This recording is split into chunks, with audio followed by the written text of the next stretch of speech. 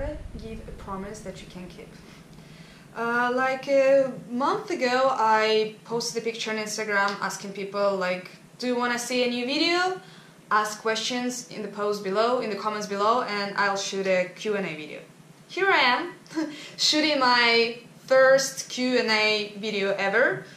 Besides, I have a really good reason to do that, because some days ago I bought my first and awesome GoPro Hero 5 camera. I tested it outside, I never tested it inside, so let's test it together. Okay, again, the same challenge as I had with the previous video. I'm gonna shoot this thing in one piece, no editing. That's my challenge. Besides, I just don't have time for editing this. Sorry. Probably later I will gain some skills, but not today. Sorry. No.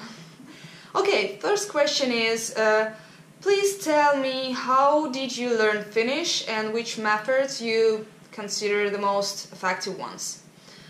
Okay, so how did I learn Finnish? Oh, I started learning Finnish a year before I moved to Finland. I moved to Finland like 6 years ago.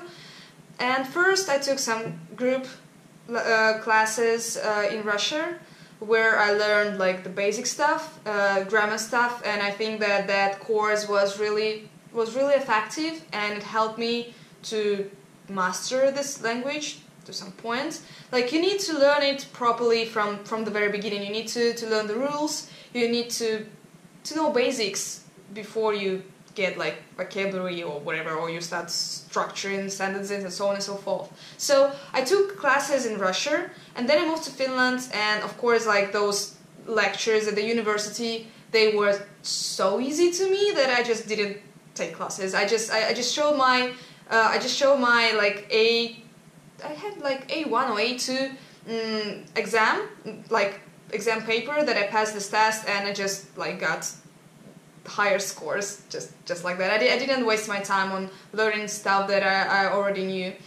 And also I took some classes in Lappeenranta. I didn't get any like personal classes or personal lectures, so it was all about like group lectures. And that was quite effective, but not that much. Like, if you're not personally motivated, you won't get much out of it, because those courses, we had like 20 people in one class, like, and study, and the lecture lasted like for an hour and a half. And if you if you are so shy and you are afraid to speak in front of such big group of people, you can't get much out of it. What I can say that the most effective method is to speak. For example, once I moved to Finland, I didn't have that good level of Finnish, but I was never afraid to speak this language, because I knew that locals will put effort into understanding me. And I just, in the very beginning, I kind of overcame this fear, and I was like, instead of, I gave myself a challenge that I should speak to Finnish people, like, not in the university, like not to my teachers, but somewhere like at the stores or some, I don't know, insurance companies or whatever. I should just speak Finnish to them. So this is the way how we'll learn. And actually it helped me a lot. And after my like 7 months in Lappeenranta, I got my first job as a store assistant in the kids' clothes store in Lappeenranta, and like my clients were mostly like Finnish people and Russian people, because it's Lappeenranta.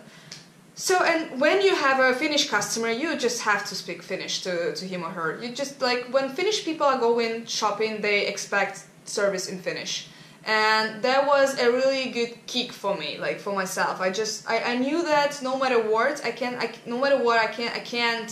can't switch to English. I have to do it in Finnish.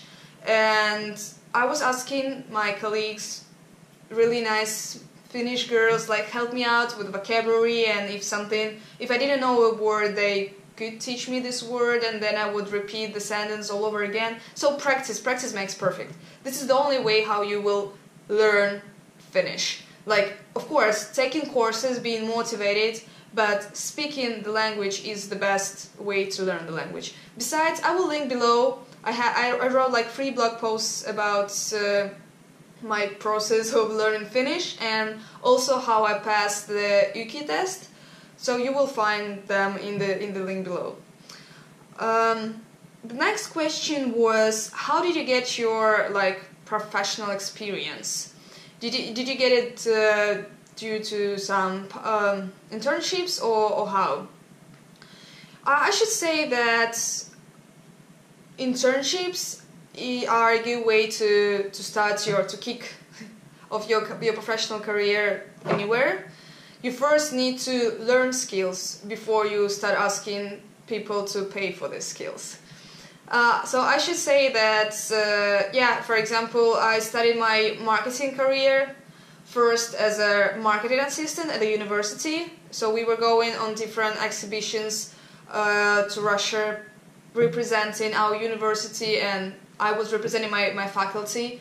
So that was helping me a lot, like first how to kind of market your university, and then and at the same time I also got my internship at the marketing agency, where I learned all the marketing, because actually, to be honest, like at the university I didn't get knowledge about marketing that much. Like we were talking about traditional marketing, but definitely not online marketing. All those skills I got during my, like through the tears and pain at my first job, like first job as a proper marketing specialist. So, but my suggestion for students is to always say yes to internships, because this is the way where, like, it happened to many people that first, like, you work for free as an intern, and later, if you show yourself or if you do your best, then your managers and your employer will notice that and probably offer you a job. So, internship is a good way to get skills and show yourself. So, yeah, internships, that's the key. Okay, another question is that how difficult it is to get a job in Europe with a Russian passport, or any passport that is not a EU passport. I should say that it's almost impossible. Sorry, that's my honest opinion. If you live somewhere in the non-EU country, it will be super challenging for you to get a job here in Europe. The reason why is that work permit is the reason why. I talked to many small companies, owners, to some HR people, and they told me that they are getting daily like many good applications, for example from Russia and other EU countries, but it's so difficult for the company to invite a person from abroad. They need to prove that, like, the company needs to prove that it's impossible to find the person with this set of skills here inside the country or inside Europe. That's why they have to invite this person from abroad.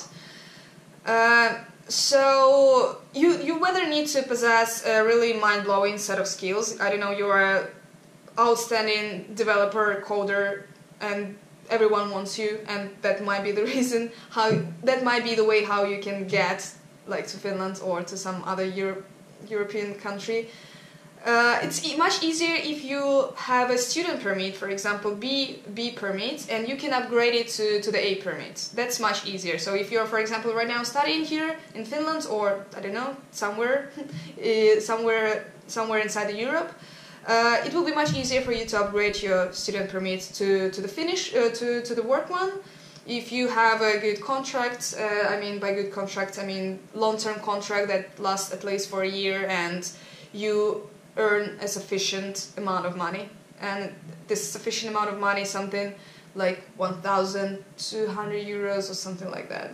You don't actually need to work 40 hours per week to get a work permit. So get a student one and then upgrade it to the work one. That's the way to do it.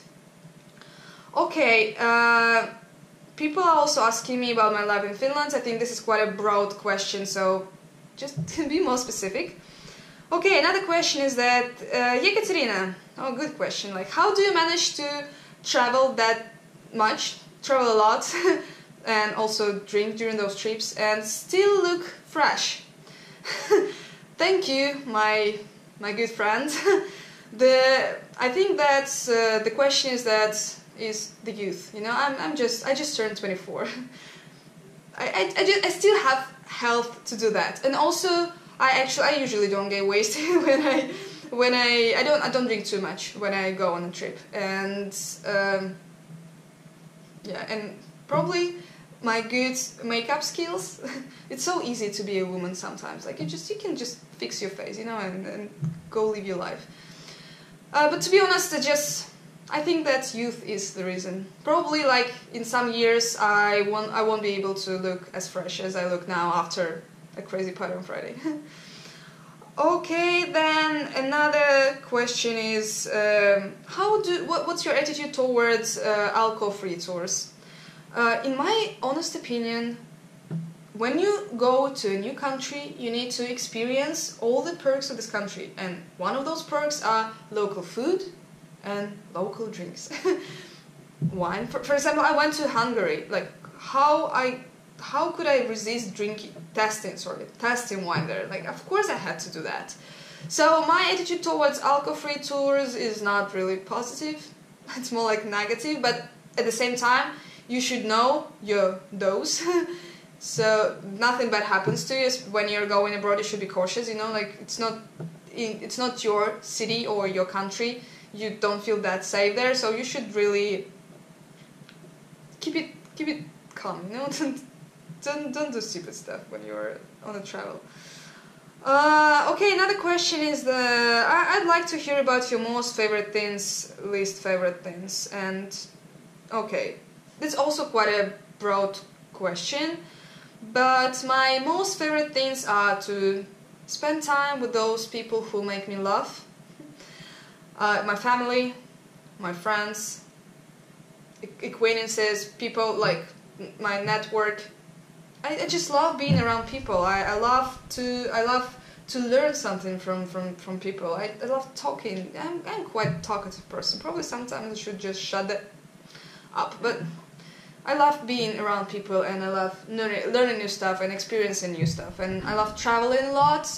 It enriches my life and like broadens my view or my attitude towards the world. I don't know, like talking to people gives you a lot. You can learn much more than from reading the books. I love people. What are my other favorite things? I don't know, like, you know, it's such a broad topic. Like, I love sports. I love group trainings. I started loving running, even though it's still challenging, but I do love it.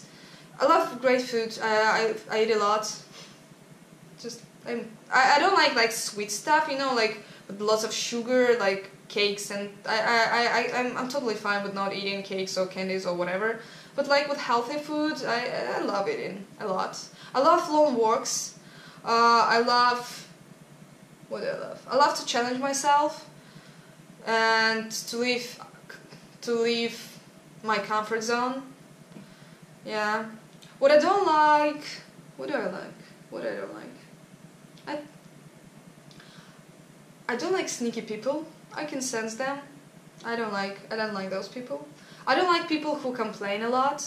No, I don't like this kind of people. Even though I love people in general, but those people, no, definitely not. I don't like when people are telling you like that you can achieve something because they think that they can achieve it, and they think that their opinion really matters and they need to keep you to their level. I don't like this. I don't like controlling people. I don't like jealous people. You see, like, what I don't like, it's more like people. I don't know what I don't like things-wise. Yeah.